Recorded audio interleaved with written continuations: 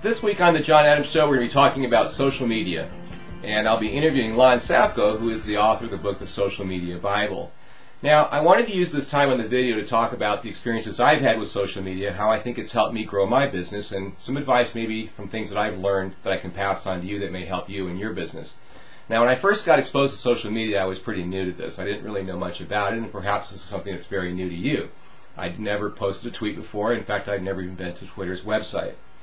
So the first thing that I was advised to do was to decide which websites I would establish an online presence or a profile. And so we looked at all the various options and narrowed it down to about 5. We did rule out MySpace, I will tell you that, because we felt that MySpace was really more of a kid's site and it really had a lot of inappropriate content. We didn't necessarily want the show to be associated with that. But we did choose Facebook, and what Facebook allowed us to do was to make the show just a little bit more personal. In fact, it was kind of amazing because once I set my profile, I was amazed at how quickly people started to connect with me. And I actually got back in touch with a lot of people I had lost contact with over the years, people from high school, people from college, and even people I'd worked with in the past who suddenly found me on Facebook. So it was pretty amazing to start to grow an audience that way, because once they found out about the radio show, they told some of their friends and passed the word on, and so we've actually picked up listeners through Facebook. We also set up a profile on Twitter, and the reason we did that was to help make the show more interactive with our listeners. So I can post messages and broadcast to the people that are following me, and they can also send me a message asking a question or making a suggestion or posting a comment. Now the cool thing about this is that we actually have a monitor with us in the studio doing the radio show, and people are actually able to send us messages live during the show. So even though we're not yet taking callers on the program, you can communicate with us. Just open up an account at twitter.com and send a tweet to the John Adams Show. That's the name of our profile on twitter.com. And your message will come through to the screen live while we're on the show. So for example, when I'm interviewing Lon Sapko, if you have a question for Lon, you can send me a tweet. It'll show up on my screen and I can pass the question on to Lon and you can get your question answered while we're live on the show. We also set up profiles on LinkedIn and Plaxo and Merchant Circle. So if you are a business, take a strong look at Merchant Circle. I think that's a really good site for businesses. LinkedIn is a good site as a professional. Many people have written recommendations about me and about the radio show. And Plaxo just is a great way for me to kind of keep in touch with the people that are already in my Microsoft Outlook address book. And it's just another vehicle for communicating with them as well. Now, when I first started doing this, it was easy setting up the profiles. That really wasn't the problem. The hard part came in with keeping up on all the postings and the messages.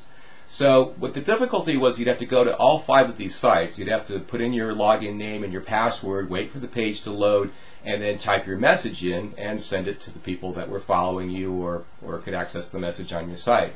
Well, that was pretty cumbersome to be doing that on 5 different sites. And I don't know about you, but I don't really have a whole lot of time to be playing online every day. Until I discovered Ping FM. Now, go check out their website at www.ping.fm.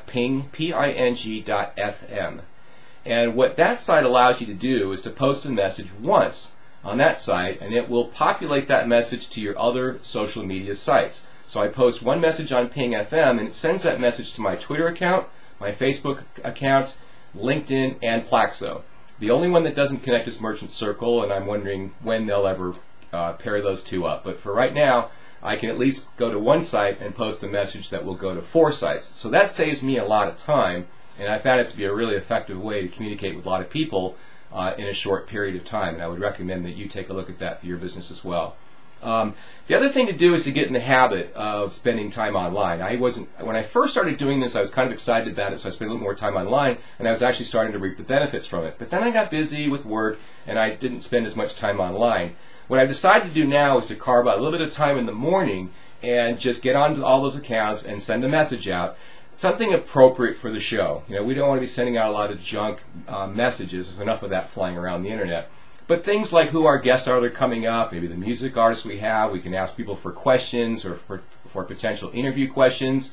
We can let them know what segments we're going to be doing, you know, which members of our cast of business experts will be on the show that week, and so they can be advised of what content is now coming up. The other account we set up for was YouTube. So obviously this video is a part of social media, and these videos are uploaded to YouTube, and so we're expanding our audience even on YouTube.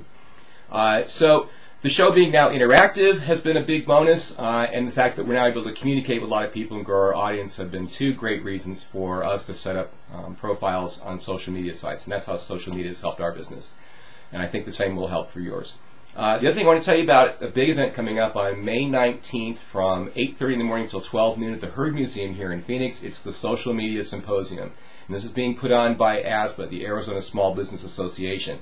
Now, the cool thing about this is if you're a member of ASBA, you can attend the Social Media Symposium absolutely for free. Now, this is a big event.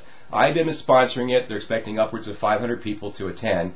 And the keynote speaker will be Lon Safko, again, the author of the book, The Social Media Bible, along with several other people who are very well knowledgeable about social media. Now, this is going to be a business symposium. So they're going to talk about how businesses can very directly use these types of websites to grow their businesses or to connect with their customers. So we strongly recommend that you attend this particular symposium because you're going to be getting this advice from the social media guru himself.